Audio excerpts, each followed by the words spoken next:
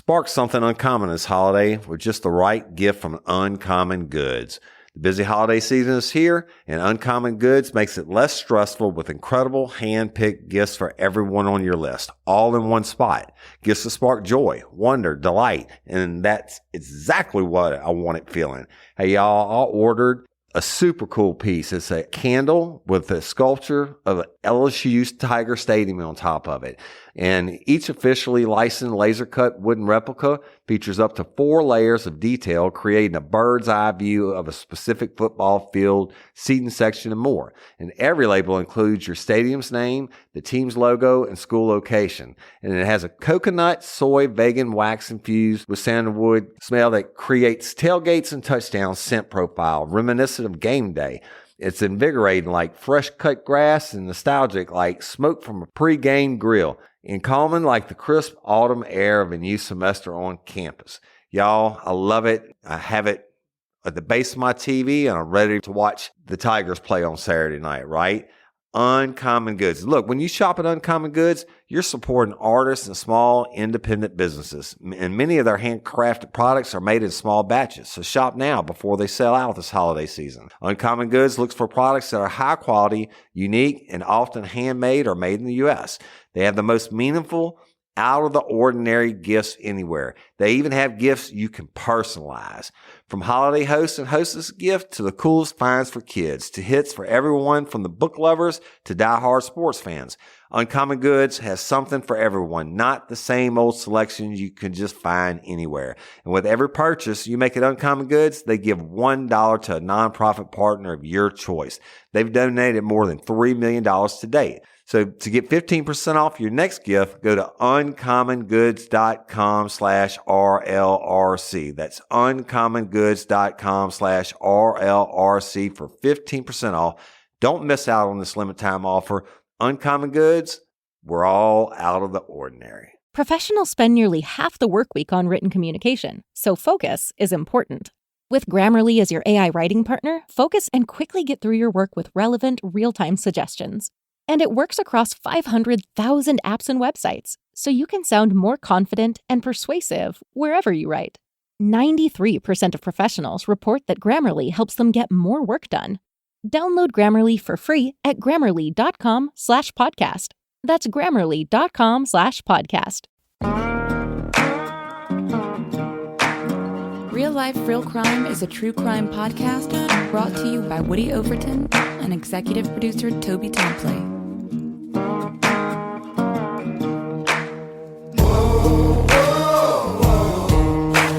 You have the right to remain silent.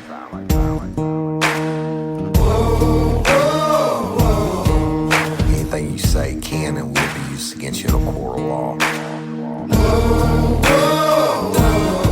You have the right to an attorney prior to and during any questioning. You can't afford one, the court will appoint one for you. You understand your rights? Your crime spree was over, son. Yeah, you thought you had it licked, but Detective Overton made you should have turned to shit.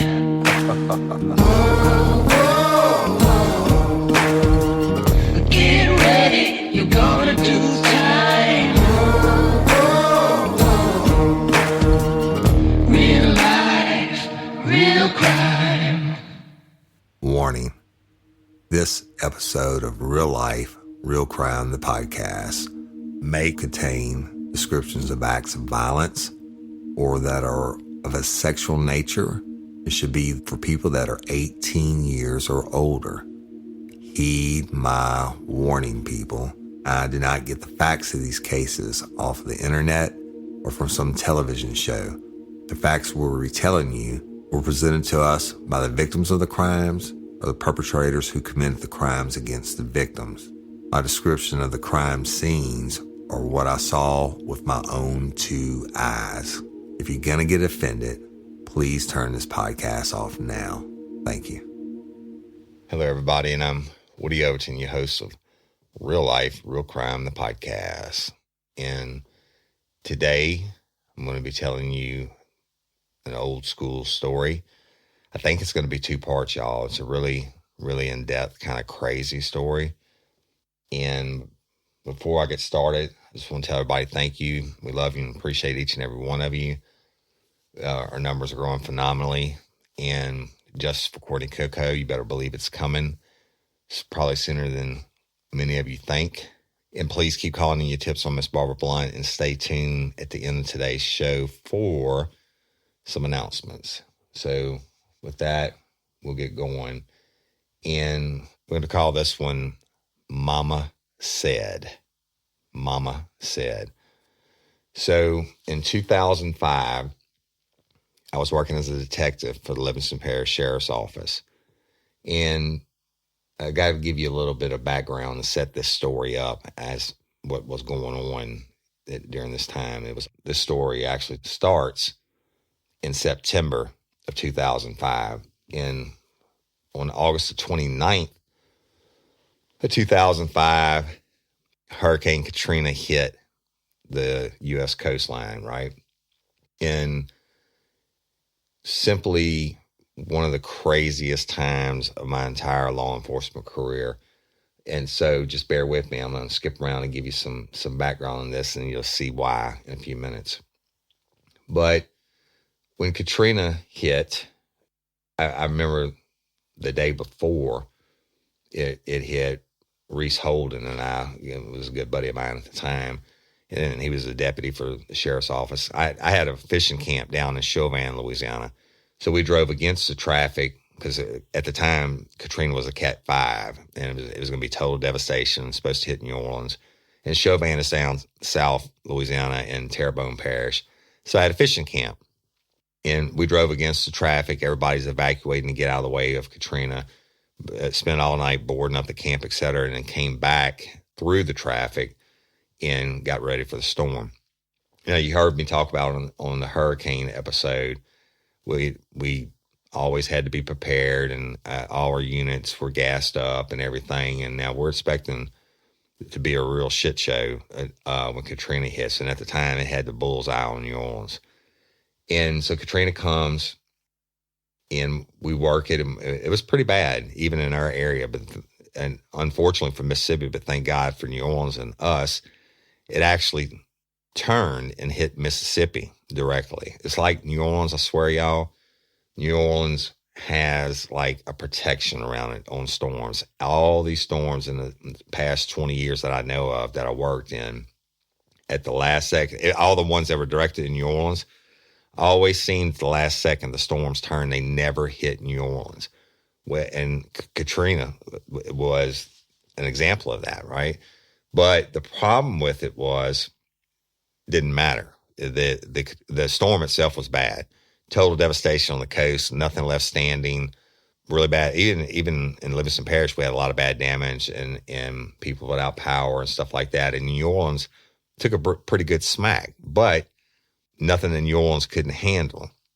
So a lot of people stayed behind and didn't evacuate. A lot of people back then didn't have the money to evacuate from New Orleans.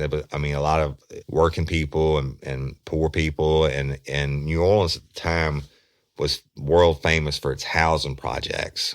They were just these monument buildings in bad areas.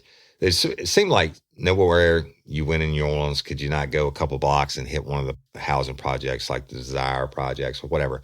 And these were bad places. I'm talking about where cops wouldn't go in without other cops for backup. And even though they had housing authority, police and stuff like that. But when they made it through the storm, right? Everything's great until it wasn't. The next morning is when the levees broke.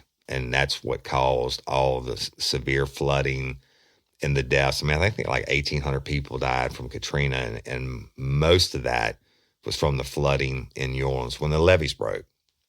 If you don't know what a levee is, you're outside of Louisiana. The city of New Orleans actually sits like in a bowl. It's below sea level. You can stand in Jackson Square and look up on the levee and see the ships passing on the Mississippi River, and they're above you. I mean, you're literally in a bowl. So the levees are high bank protection from the rivers and the lakes. You got Lake Pontchartrain, on the backside of New Orleans, you got the Mississippi River that runs through it. That's why they call it Crescent City, because the crescent that the river makes through there. But when the levees broke, it was shit. It was game on, bitches. I mean, you know, and I'll tell you some stories about that in a minute. You had all these, probably hundreds of thousands of people who'd stayed behind thinking that they're going to dodge another bullet. And a bunch of them did go to the Superdome at the last second, and the top got blown off the Superdome and stuff like that. But that wasn't the problem. The problem was when the levees broke. And I'm going to tell you right now, there's nothing on this earth that's more powerful than the force of moving water. So the levees break. There's no power in New Orleans. New Orleans flooding. And then people are drowning. People are climbing into their attics because the water's coming up so fast. They get in their attics and they think they're going to be safe. And they actually found bodies in the attics with their fingernails torn off, and people that are trying to claw a hole through the roof to get out when the water came up so high, and they a bunch of them drowned in their attics.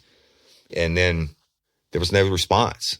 Governor Blanco was governor at the time, and it just, the shit, they weren't prepared. I mean, you had, I don't know how many 100,000 people stuck in New Orleans in the water, no food, no fresh water, bodies floating in the street. And I'm telling you, it was a horrible time for everybody. And it's the worst time to be in law enforcement, and I can promise you that. So Katrina hits, and when the cries start coming out from New Orleans, all the people drowning and people, I mean, they had people calling the radio station from their cell phones. Some of the local AM stations or whatever stayed on the air, and they're begging for help. I'm at such and such address and stuck in my attic, and the water's coming up. We're going to drown. Well, guess what? There was nobody to respond to it, right? And this shit, it turns into a war zone. The police precincts getting shot at night when the sun went down, and it just, I mean, shit, it was bad, y'all. So what's happening in Livingston Parish? At that time, Katrina comes through, and the next day when the levees break and all that, and then Willie Graves was the sheriff, and he actually sent our special response team, which I used to be a member of and I got off of because of my career in detectives. But he sent our special response team to New Orleans to help out. And they were actually one of the first groups to put boots on the ground in New Orleans after the levees broke. Before the National Guard, I think even the state police, our guys were down there first and trying to help people, trying to restore some type of semblance of order. Now, it was bad. And I remember one of the guys telling me that they followed NOPD officer, New Orleans Police Department officer, into a jewelry store. Somebody kicked in the door, and they go in, and I mean, they don't know this officer, right? And they just happen to enter after he entered, and this dude's loading up on jewelry himself, and they got out of the way. What are you going to do? They have no authority to arrest. It's out of their jurisdiction, et cetera. So it's just a real, real bad time. Now, when they did organize a response, however many days later, they started sending buses down and then started evacuating everybody from New Orleans because there was nothing there. I mean, everything was underwater. The levees are still broken. I mean, it is literally flooded. Well, our SRT was down there, and we were getting evacuees in all the time. We had shelters that were open in Livingston Parish, and they had to be manned by law enforcement 24 hours a day. And I'm talking about these people didn't have anything, but then once they started sending the buses down there and getting all these people out and taking them all these different shelters all over Louisiana and ultimately Texas and Arkansas and Florida and everywhere else in the world, it was just bad. I mean, where you can put hundreds of thousands of people. So we're working nonstop, and we're working, of course, the aftermath of the hurricane, but then you're working around the clock. You got a command center, different shelters, and you have to guard them, and buses would come intermittently and drop people off.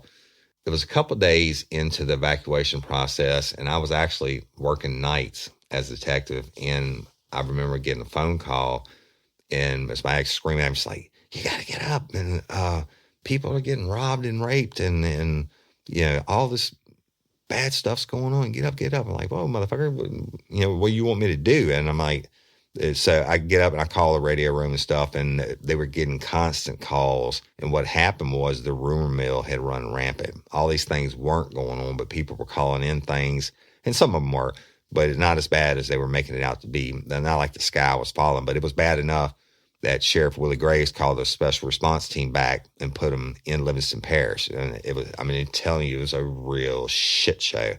And we'd been working nonstop. I mean, I'd get like maybe 5 or 6 hours of sleep a day, et cetera. So, but it was bad. Now, what happened was they started evacuating people from the convention center and off the bridges and stuff in New Orleans. Well, guess what? A lot of the good people, or 90% of the good people, got out first. And the ones who were looting originally and stuff like that, well, they had to get the hell out at some point too, because there's no more food. But I mean, you go back and look at some of the footage on the shows, and they got people carrying 80-inch televisions and shit like that. What the hell are you going to do still on television in the middle of the storm? You ain't got any power. I never got that one, right? And cops just watching it go on. But I mean, what can you do? There's no society. It's just mass chaos. But so the people are starting to get out. And then you come to what's left. And the last ones to get out were the worst ones. And I'm talking about the gangs and stuff like that. They wait to the last second, and they robbed, they stripped everything that they could carry. And our shelters were full at capacity. But when they heard of the buses coming out, or Willie Graves heard of the buses coming out with all the thugs on it, the last buses coming out, he was like, not going to happen in my parish. And I'll never forget, they had 4 buses pull up. It was at nighttime at the shelter, and Willie already knew they were coming. So he had the SWAT team, the SRT team there. We were all there, and the bus driver opened the door, and these people started getting off. Look, I'm talking about people getting off and would have like 5 or 6 Tag Heuers and Rolexes with the price tags on each arm. I mean, these are your bad boys, right? And Willie said, and we surrounded the buses, said, get back on. And he told the bus driver, he said, you're going to drive out of my parish. We're going to give you a police escort, and these other buses are going to follow. And if y'all stop for any reason, we're putting y'all in jail. And Willie didn't play. It was just a really, really crazy time. And I remember talking to good people in the shelters. And one guy said he woke up on the 2nd floor of his house that morning after the storm came through. And his wife was in a wheelchair. And he woke up and he puts his feet over the side of the bed and he steps in water. Okay. And he's like, holy shit. And then he's on the 2nd floor of his house. And then he realizes the water's coming up and it's coming up fast. And he's got his wife who's handicapped.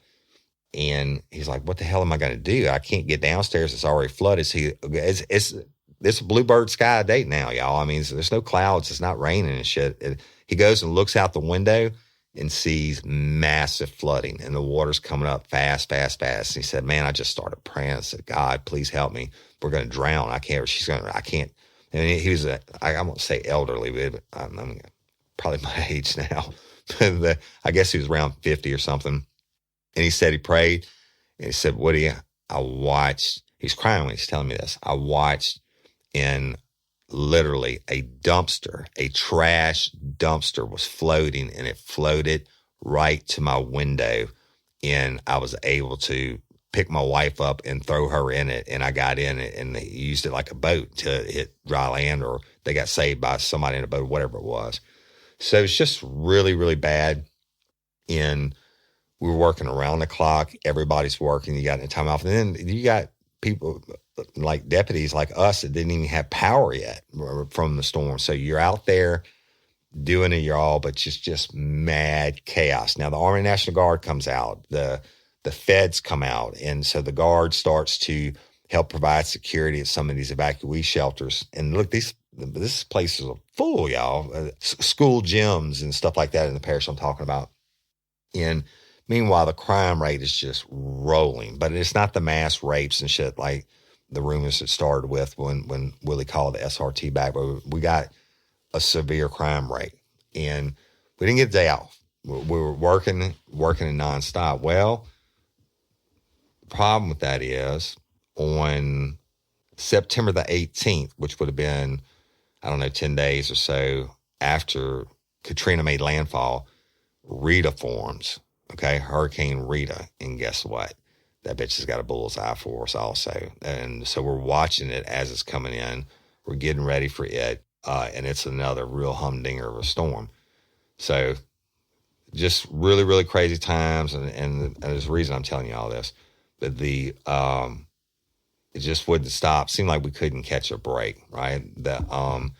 So on September the 16th, 2005, it was at nighttime, probably, 7 o'clock, something like that. And my pager goes off. And I think I was in the office, like catching a few winks or whatever. And they said, all units respond to Carroll Road and Walker. Let's say all units, detectives respond to Carroll Road and Walker. We have a police officer that's been stabbed. All right. You don't want to ever get that call, stabbed or shot about a fellow brother officer. But it happened. And so. Hey, ladies, are you feeling overwhelmed by hormonal changes? Well, you're definitely not alone. There are more than 1,000 hormone disruptors living in our environment right now. It's in your food, your water, the air you breathe, the clothes you wear, your skincare products. They all mess with your hormones. Then there's the natural hormone changes your body goes through, premenopause, menopause. And while it's a natural process, it doesn't mean you have to suffer through it. The good news is you don't have to suffer through it anymore, because now you have Hormone Harmony, a formula made only with herbal ingredients that are shown to reduce hormonal symptoms in women of all ages. Hormone Harmony is not just a hormone supporting supplement, it's become a phenomenon. Women can't stop talking about it on social media. A bottle of Hormone Harmony is sold every 24 seconds. And the biggest benefit? Well, my wife says it makes her feel like her own self again. And that's what women mention over and over in the reviews. And there are over 30,000 reviews for Hormone Harmony. And for a limited time, you can get 15% off your entire first order at happymammoth.com. Just use code RLRC at checkout. That's happymammoth.com and use code RLRC for 15% off today. That's happymammoth.com and use code RLRC. Hey y'all, let me tell you about Gobble. All Gobble meal kits are pre-prepped. That means less work for you and less waste in your kitchen.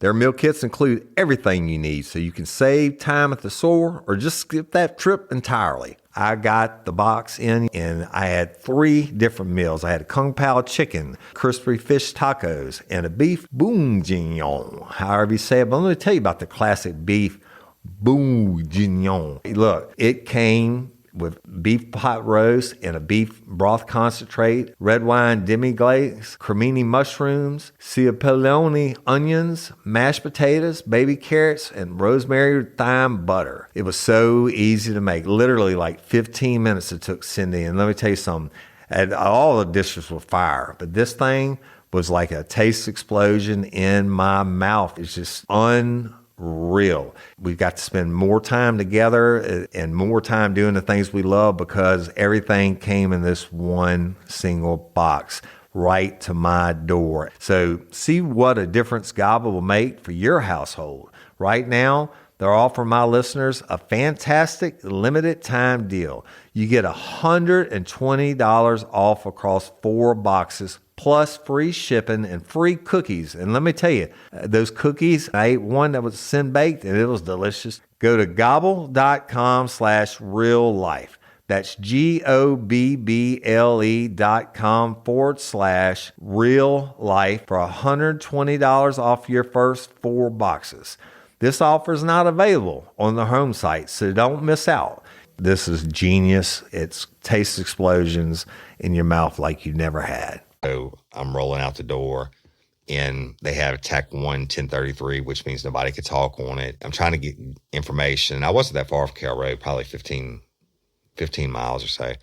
And I'm rolling hard. I'm listening to everybody, and they're calling in the ambulance. And it turned out it was the assistant chief of police for the town of Walker, or the city, whatever they call it. I think it's town.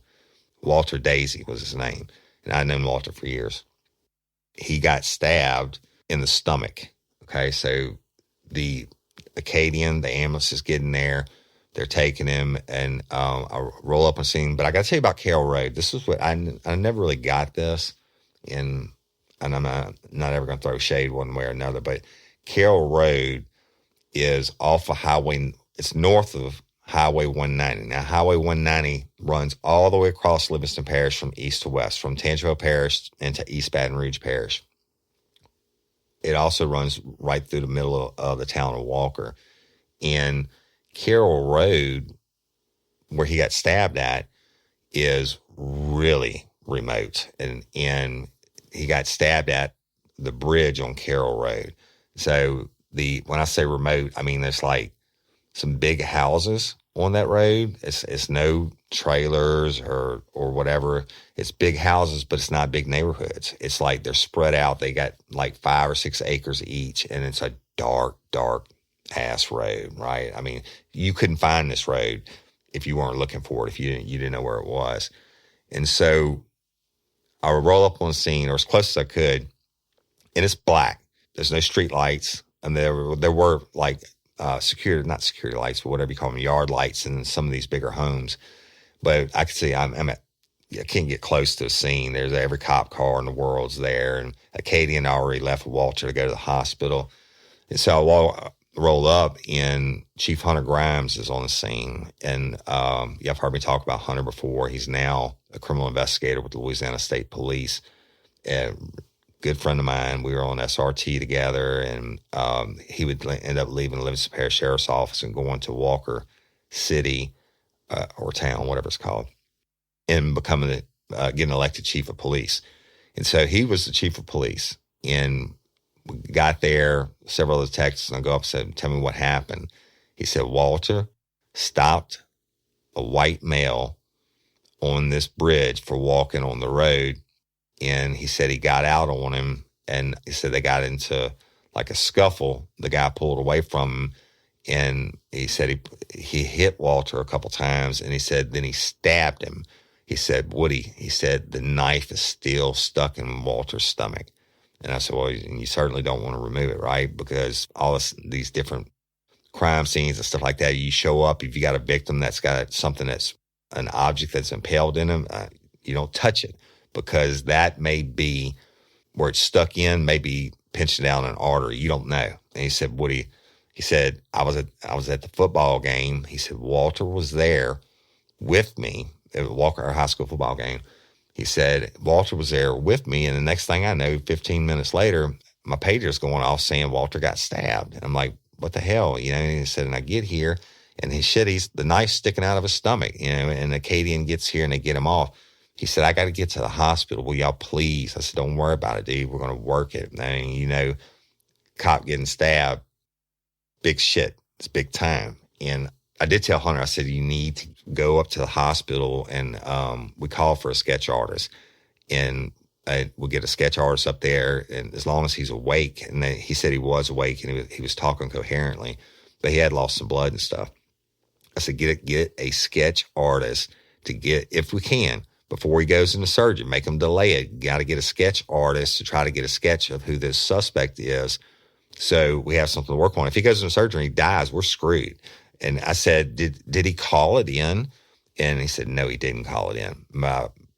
Calling it in, y'all, I mean, when Walter, anytime you get out on anybody on a traffic stop, or you stopping somebody that's walking on the road or whatever, you always call your location and say your unit number or your detective number. Say, "I'm going to be out on Carroll Road on the bridge with a white male dressed in whatever," right? That way, if sugar turns to shit, your dispatcher knows to call back and check on you in a couple minutes. If let's say he got stabbed and got incapacitated, couldn't reach his radio, couldn't call for help, at least other units know where you are. Walter didn't call it in. He said he didn't call it in. And I said, "Well, that doesn't really add up. Doesn't make any sense, right?" And here we are on this, what would be, if all the cop lights weren't there, dark-ass bridge. And it was kind of a misty, rainy night, but not raining. And anyway, so Hunter jetted. He went to the hospital. They got a sketch artist en route to the hospital and all that. Well, I'm not worried about that now. Now we're going to start to work the scene. The state police showed up. my good friend, Kevin Duvall. We call him Big Country. Well, let me back up. Let me digress. Hunter Grimes is probably my height in maybe 250, 260. I don't know what his weight is, but this dude is a giant. Okay. He has lifted weights his entire life. When I tell you his arms are bigger around in my midsection, and I mean, he's just giant. He goes around, or used to, on this Christian group of strong men to do performance at different places. And it's, some of you young lifers are not going to know what this is, but we used to have the yellow pages, the big, thick yellow pages, like thousands of pages, the big phone books. And Hunter could take one of those and rip it in half from pure strength. So he's a monster of a man, but a gentle heart and a great guy. Now, Big Country shows up. He and I go way back, and now, of course, him and Hunter go way back also. But Kevin Duvall, when I first met him, he was working the street, and I was working the street, but he was working the street for the state police as a trooper, and he would move up and become a detective for the state police. And so anyway, he shows up, and let me tell you why we call him Big Country. And I know y'all heard me call Brandon Ashford Big Country before, because Brandon's like probably 6'6" or something like that. This dude's got to be 6'9", 300 pounds, and he is just massive. And at the time, like me, he had jet black hair. I think he's got a little gray in it like I do now. But Big Country shows up, and I told him everything, et cetera. And so he calls out some of his detectives. Meanwhile, the National Guard sent units, if you will, patrols that were actually working the evacuee centers, all these things. They sent troops out on this manhunt. We were trying to set up a perimeter. What Walter said was the guy stabbed him and then he took off running down the road. Well, if I'd have handled it, if it had been me, and if the fucker would got lucky enough to stab me, and I can see you running away, I'm a busting caps at your ass. If you're going to run for a reason. I'm going to empty my magazine, even if I shoot it straight up in the air, right? Walter didn't fire a shot, but he gave the direction that he ran in. So we set up a big perimeter, and the feds were in town. I think we had the U.S. Marshals helicopter with the FLIR system on it, which is a thermal imaging system where you can look down and the body heat glows white, right? So it was huge, massive manhunt. And that's the first order of business. And then Jason Ard was now the sheriff. He was over the SWAT team at the time. They're setting up a perimeter, directing searches, et cetera. As detectives, we started going house to house. And these houses were a little bit spread out. I'm sure it's not now, but it's how it was back then. We're knocking on every door. We're leaving no stone unturned. And we talked to every single neighbor on the street. And that look, there's no cars coming down the street, but if they were, we stopped them and we asked them, did they see anything? Did you see anything? The BOLO's been put out to be on the lookout for. It's been put out for a white male, approximately 40 years old, long, dark hair and facial hair. And that's pretty much all that Walter, skinny, maybe, I don't know, 5'10", something like that. That's what the description Walter was able to give before he went to the hospital. So we're stopping everybody, talking to everybody, hit every single house, talk to everybody. I mean, we're just working. And then it's a crime scene. And you know, it's got to be worked. And now Hunter called me and he said, hey, bro, he said, we got the sketch artist before they took him in for surgery. He said, I think I got a pretty good sketch. I said, cool. I said, the matter this time it's past 10 o'clock at night. So it may have been a little bit later when he got stabbed. So in Louisiana, the news channels in Baton Rouge area, they run, they used to back then, now Fox runs one at 9 p.m., but they run it at 10. I said, there's nothing, we can't get it to the news tonight. Let's just sit tight with it. We're still working the scene. We got a manhunt going on. And look, we hunted all night long. Nothing more serious than somebody trying to kill a police officer. All right, so we had the sketch. Hunter stayed for the surgery. We worked the scene all night.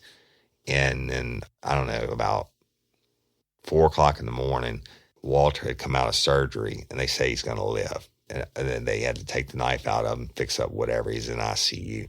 So once we had done all the detective stuff we could on the scene, going door to door, stopping vehicles, processing the crime scene, I think we even sent it in for prints and stuff, but in case the guy had touched the hood, because Walter's story was a little bit iffy, or a little bit sketchy, I would say. And so at some point I left the detective part of it, and I went and met Hunter at the hospital, and he showed me the sketch. And it's just like the dude described. It's this guy with long hair. I'm actually going to look at it right now. And Patreon members are getting a video of this. But this guy just looks rough, okay? And when I mean rough, I mean he looks, from the sketch. You know what? I'll never understand how these sketch artists do what they do. It trips me out. Every time I've ever used one, they can sit down with a victim of a crime, and they'll ask them questions, and they start doing it, and they'll ask them more questions, and they make adjustments, and it just absolutely blows my mind. I can't draw for shit. And to watch these sketch artists go off a victim's memory and present something that actually turns out to be spot on, and it's just amazing. So the only time I've ever had trouble with sketch artists is when the victim was lying about who it was that did the crime. So that tripped me out. So I'm looking at it, and this sketch is amazing. Even the hair detail, like how it's scraggly, and the eyes were really amazing. The mustache just tripped me out. The nose, how they're able to pull this information out of somebody who has a knife sticking out of his stomach and could die is way the hell beyond me. So we get the sketch, and I said, I said, Hunter, we got to get this to the news stations. We'll get some units to take it to every station. We also need to get it out to all the uniform patrol guys and see if anybody recognizes him. But it was so much going on, y'all. This wasn't happening instantly, but the most important thing was to get to the news station so they could start running the sketch in the morning. And so that was done. I think I actually took it to WBRZ Channel 2 myself, and I think Hunter sent somebody to WFB and NBC. But now it's daylight, and the sketch comes out and on the morning news, and of course it's the lead story on the morning news. It's the lead story on the noon news, and coming evening news, and then the whole day goes by. We're working, no sleep, but everybody says, and Stan Carpenter and all of them say, "Oh, it's got to be a New Orleans evacuee that did this," and this didn't really sit well with me. I wasn't buying that, but I didn't know what else to think, and I was exhausted. I remember going to my office and that night and praying nobody would call, nobody would kill somebody else or whatever. I just remember being so tired, and I put my feet up on the desk and said, I'm going to nap for just a few minutes. Now, when I do this, and it holds true to this day, that I do my absolute best thinking at like 3 or 4 o'clock in the morning when I'm in a semi-conscious state. And it's when my ideas come to me. I don't know how to explain it, but I had that sketch in front of me, and I was sitting there thinking, that you just don't start out stabbing a cop, right? And I'm thinking about all these thousands and thousands, tens of thousands of people we had extra in the parish from New Orleans, that all the evacuees and stuff. And they had some evacuee shelters that weren't that far from Carroll Road, but remember, Carroll Road is north of 190, and it's rural. You got no business. It doesn't even have a divider line down it, y'all. When I say road, it's a blacktop street, but it's a long one, a country street. So I'm sitting in the chair, and I'm laying there, and I doze off, and I remember waking up, and I was like, holy fuck, it hit me. I said, I went back to my thought of this, guy didn't just start out stabbing somebody. The first thing I did, I ran and I got I had an unmarked truck at the time, an extended cab F-250 diesel with a cab on it and all that. I said, I drove back out to Carroll Road and I looked at the spot and I said, there is no effing way that somebody from New Orleans found this road. I said, it just didn't happen. And I said, it's got to be somebody local. So my next thought was, who can help me? All right. And I'm thinking, if it's going to be a local, you don't just start out stabbing an assistant chief of police. Okay. Even though Walter didn't call it in, his lights were on the car. That he lights this guy up on the bridge and he gets out with him for whatever reason. They come to an altercation and a guy stabs him. No, you don't do that. So my thought in my mind was, when I woke up, is this guy's got to be a frequent flyer.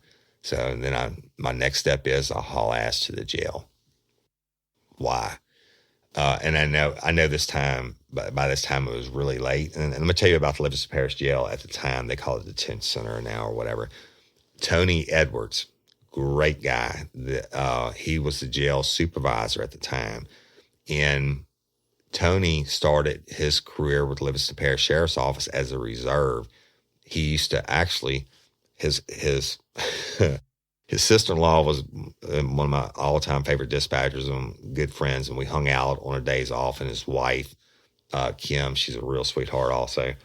And Tony was an electrician by trade and had a successful business, made great money, but Tony got the police bug.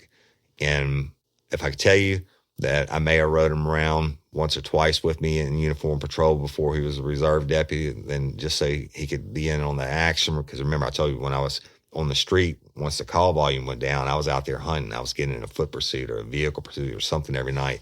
Let's just say he may have rode with me when I didn't have authorization for him to do it, and he got bit by the bug. So then he became a reserve deputy so he could ride with me. And I got to train him. And he's still working as an electrician. He's got a beautiful family to take care of and all that, but he was bit by the bug. He had it bad.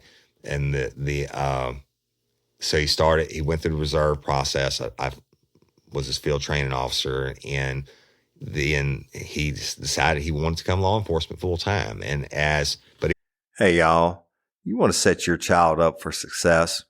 Is your child struggling with a specific subject or need help with the subject? Is your child ahead, not getting challenged enough in class? Well, IXL Learning is an online learning program that enriches your homeschool curriculum. It offers practice in math, English, language arts, science, and social studies while adapting to each child, meeting them where they are. Plus, IXL encourages students to become curious and empowers them to choose how to learn. Look, we homeschool our son. No doubt about it. He's more of a visual learner, and we use IXL, and Cindy teaches him, and there are so many different benefits to the program. It adapts to exactly what he needs in different areas. So IXL is the perfect supplement to your homeschool curriculum. IXL offers interactive practice problems, educational games, lessons, and video tutorials for every topic you're teaching at home. It's easy to use, time-saving. Everything on IXL is organized by grade, subject, topic, and subtopic, making it simple to find activities for the exact skills you're covering. IXL offers instant feedback and explanations of new topics as kids use the program. Kids can explore any topic in any grade level. They aren't forced into a single learning path like they are on other programs. If you're homeschooling your child because they were falling behind or because they were too far ahead like our son, IXL is a great program to help them get the exact support they need. Kids love IXL's positive feedback awards and educational games. IXL is trusted by 15 million students worldwide and has proven to improve performance in over 75 scientific research studies. Make an impact on your child's learning. Get IXL now. And Real Life, Real Crime listeners can get an exclusive 20% off IXL membership when they sign up today at IXL.com/today. Visit IXL.com/today to get the most effective learning program out there at the best price. And don't forget, Real Life, Real Crime listeners get 20% off. Y'all, we really do use this product, and it's been a godsend. Hey, y'all, let me tell you about Mochi. Mochi is a telehealth platform that connects patients seeking medication-based weight loss treatment with board-certified doctors and dietitians to help them determine the best treatment options to accomplish that goal.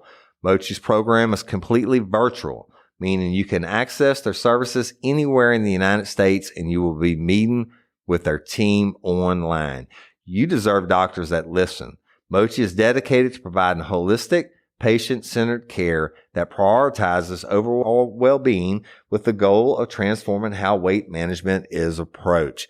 Mochi Health takes a holistic approach to weight loss that includes visit with board-certified doctors, nutrition consultations, and medications delivered to your door. Science-backed medications including GLP-1s like Ozempic and generic compound versions, affordable and accessible, regardless of insurance coverage. With Mochi, their dietitians work hand in hand with your medication to create personalized nutrition plans that fit your lifestyle. Reach your weight loss goals with science-backed, FDA-approved GLP-1 medications and support from real doctors and guidance from registered dietitians, and help with making easy and sustainable changes to achieve results. Y'all have seen this. My wife has done it. My brother-in-law has done it. One of my best friends is doing it, and it really is an amazing process that works. So get started at joinmochi.com and use code RLRC to receive $40 off. That's join, JOINMOCHI.com, and use code RLRC to receive $40 off and let Mochi help change your life. He wasn't post-certified, and that's police officer standardized training. I think what it stands for. Post-certified is when you have to go to the academy, and it was at LSU at the time. But Sheriff Graves hired him on and put him in the jail. And I told him, I said, he called me, he said, Willie offered me a position starting in the jail and said he'd get me on the road eventually. I said, dude, if you can financially afford to do it, you need to do it. Everybody started out in the jail. I didn't, but I started out in the Department of Corrections. But even Sheriff Fard started out in the jail when he was young. And I said, you, with your work ethic, now, Tony Sharp, and he's probably the hardest working dude you'll ever meet.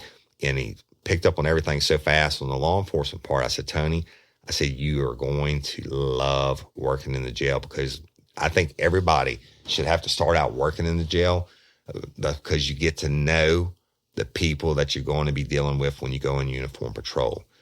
Tony's problem was he started out working in the jail. I hate to say this, but it's kind of true. There's two kinds of people that work in the jail: the ones who are passing through, or, the younger guys are trying to get through, or the guys that are trying to go post-certified. And just like I told you in my Department of Corrections stories, you have some of the worst people that work in the jail, and they don't want to do anything but draw a paycheck. They want to go sit back on their pod or their mod or whatever they call them, their cell block, and just do their 12 hours and go home. But Tony got there and he started, and I knew he would. He rose up. He made like assistant supervisor like in no time. They moved him from the back to the front because he went in there, he busted his ass every day. And then they moved him up to booking. Now, great personality, good old country boy.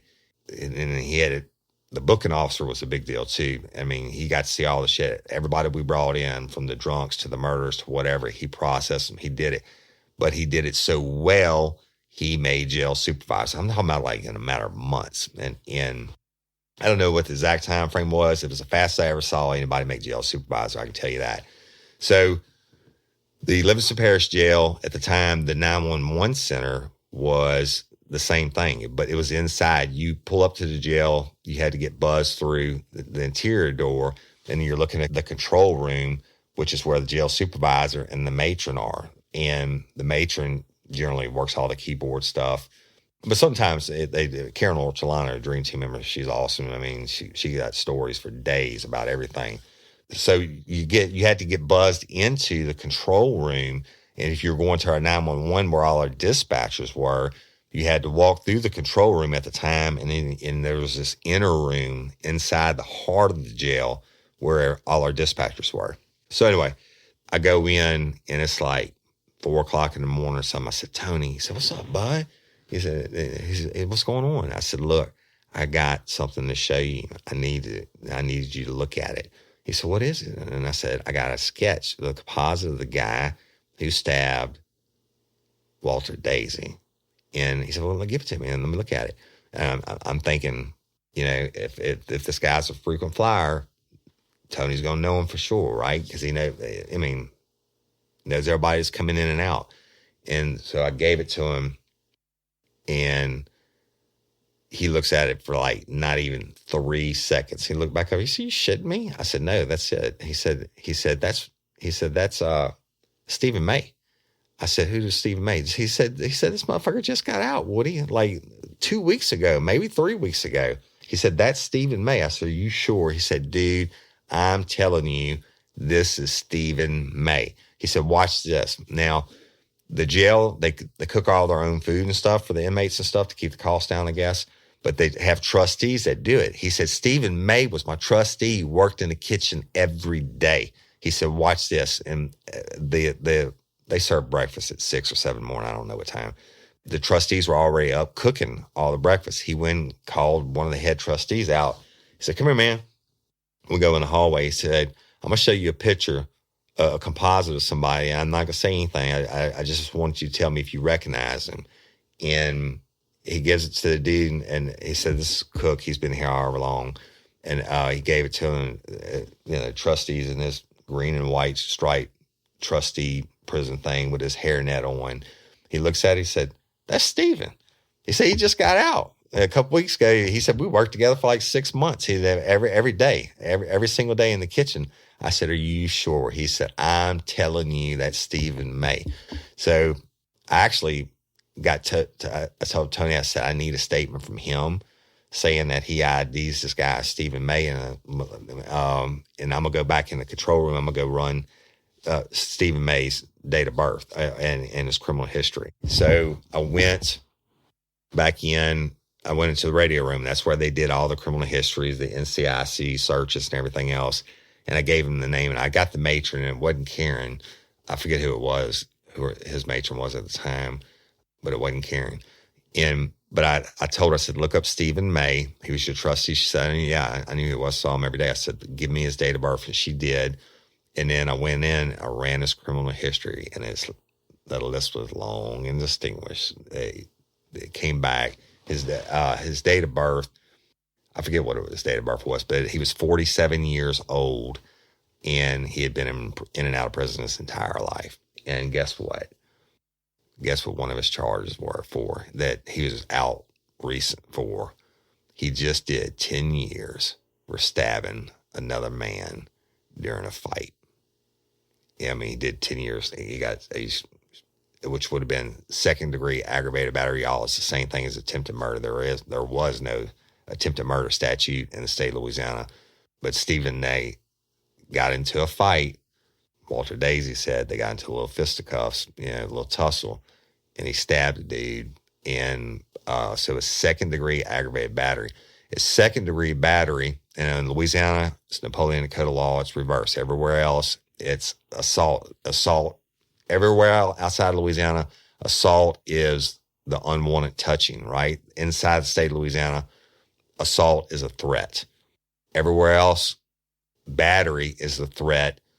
In Louisiana, battery is the unwanted touching. So you can go from simple battery, like I slap you in the face, to second-degree battery, which is if I beat your ass so bad that you lose consciousness, you have to seek medical attention or you're in extreme pain and disfigurement. I mean, it's talking about like you knock somebody's teeth out and shit, right?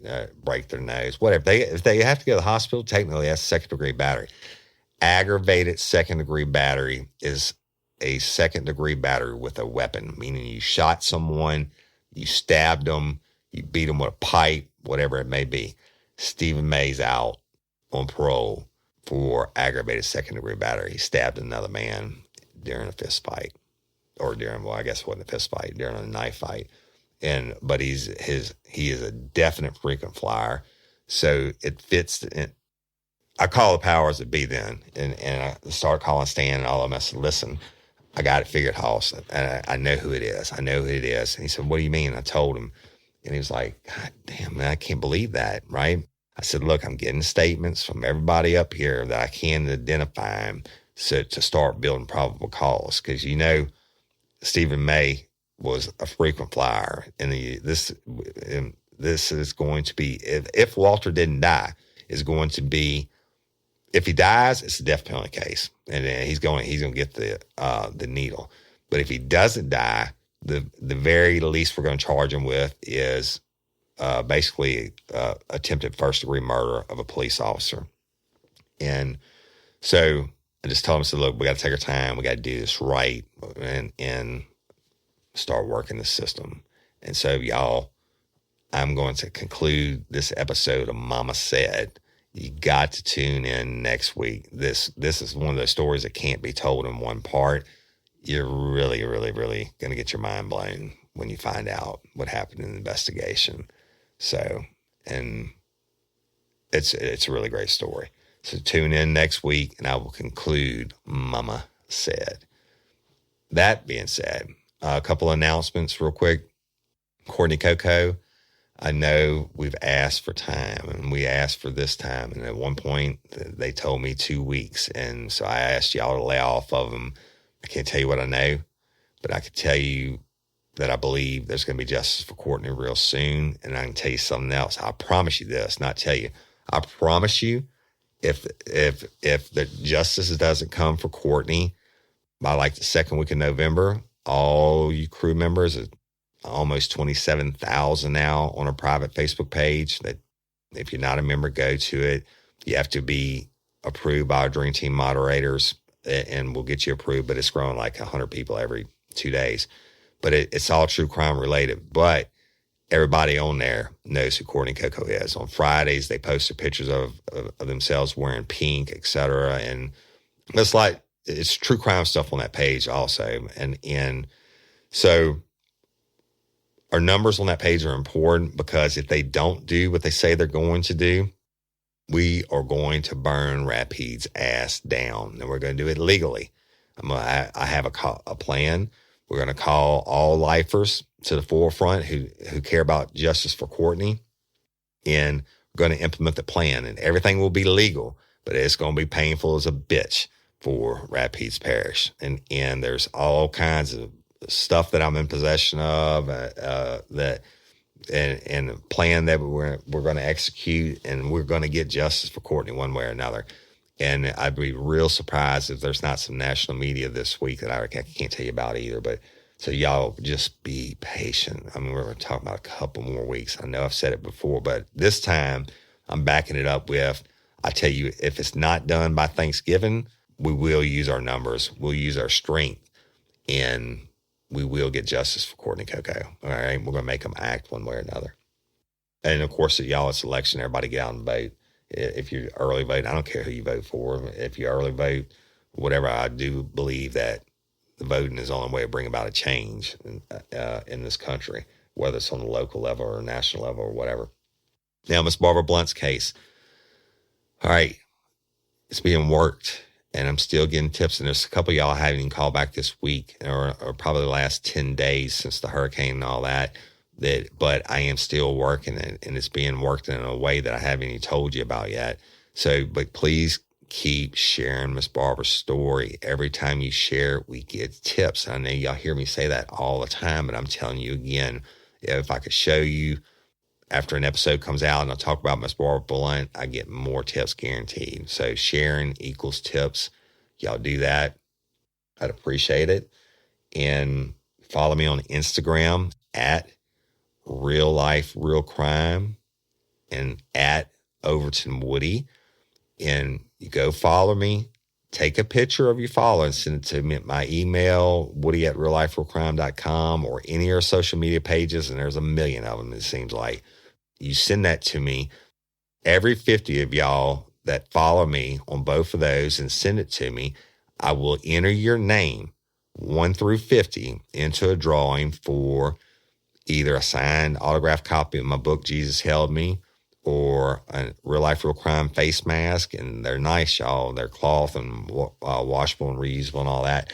Or one of our nice window decals. And I just did the drawing this past Monday and posted it in the crew page for the first 4 winners. So the first 200 that did it, and we have plenty more. So if I didn't read your name out in one of the drawings, don't worry about it. I'm going to do a couple a week. So y'all, Instagram's just another platform that we're growing. YouTube, go watch Rapides Burning on YouTube. We made it. We've purchased new computer, video editing equipment, etc., and we made those episodes more like a movie. As I'm talking, you get the podcast, but then you get to see the people and the places and the bad guys and girls and the attorneys and the whatever, the district attorneys, etc. Really interesting. And for people like me that are more visual, or who don't know what a podcast, like me, don't even know what a podcast is, or didn't a year and a half ago. I think it's more interesting for them, and it just helps us grow. And the more we grow, the better it is for everybody. All right. And so, go check it out. We're going to be backdating episodes. My wife's going to be going in and adding videos, and these videos, y'all, the Rapides Burning series on the podcast, they actually have news clips in them, news interviews, and all these different things. It's a production.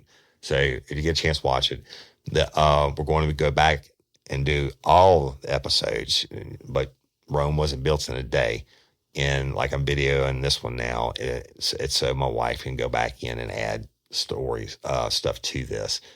And so y'all check it out. It's Real Life Real Crime Podcast, not just Real Life Real Crime. You search YouTube for Real Life Real Crime Podcast. Every episode I've ever done, I think, is up there, whether it has the video attached to it or not. And there's a lot of other stuff, like me doing crawfish boils and fish fries and hanging out, drinking beer and answering questions from lifers and stuff like that. And I'm going to start doing some lives from YouTube also. So y'all check that out. Subscribe to it. That way, every time I post something new in there, you'll get an alert. And when you get time, you can go check it out. I guess that's about it. I want to thank y'all. And listen, I hate to make it a cliffhanger on Mama Said, but it's that kind of story. You got to tune in next week to hear when sugar turns to shit and shit starts to roll downhill and stuff. But it's a hell of a good case. Anyway, so LOPA, Louisiana Organ Procurement Agency, that's my people. Please go to lopa.org. Sign up to be an organ donor. You're not going to care. You're going to be dead. Probably 98% of the people like me, I'm an organ donor. I'm not going to use my old ass organs, right? But 98% of the people don't even qualify at the time of their deaths for their organs to be donated. So please go to lopa.org, look under Livingston Parish Literacy and Technology Center Criminal Justice students, and tell them that's how you heard about them, because that's how I heard about it, or I'd heard about it, but that's how I really got to know them. But they also, so check that box, and also LOPA's put a box for Real Life Real Crime. So you can check that also if you want to. I mean, that's kind of cool to get to see some results, but I'd rather those kids get the from Livingston Parish Literacy and Technology Center get the credit first, and that's Kelly Jennings, the teacher, Ms. Kim Albin, the principal, and then the representative for Southeastern Louisiana University. And y'all, I've been remiss in not mentioning her, is Miss Crystal Hardison Mascavo. She has like a 3-namer in it. Crystal, I'm sorry, I'm messing your name up, but she's also is one of the ones that brought me into the Livingston Parish Literacy and Technology Center and took me under their wing. So all great ladies, great programs they have going out there. LOPA, be a hero, sign up, be an organ donor, save lives. There are people that are waiting on your organs right now. And also they do, and we're going to get more into it in a future episode, but they're doing all kinds of incredible things. So it's a nonprofit agency. They're not making any money, but they are saving lives. So be a hero, save a life. I'm Woody Overton, your host of Real Life, Real Crime, the podcast. Until next time or ever, don't let me catch you down on murder. Bye. Peace. Get ready, you're gonna do time. Real life, real crime. Hey guys, it is Ryan. I'm not sure if you know this about me, but I'm a bit of a fun fanatic when I can. I like to work, but I like fun too. And now I can tell you about my favorite place to have fun, Chumba Casino. They have hundreds of social casino style games to choose from with new games released each week. You can play for free and each day brings a new chance to collect daily bonuses. So join me in the fun. Sign up now at ChumbaCasino.com. Sponsored by Chumba Casino. No purchase necessary. VGW Group. Void where prohibited by law. 18 plus. Terms and conditions apply.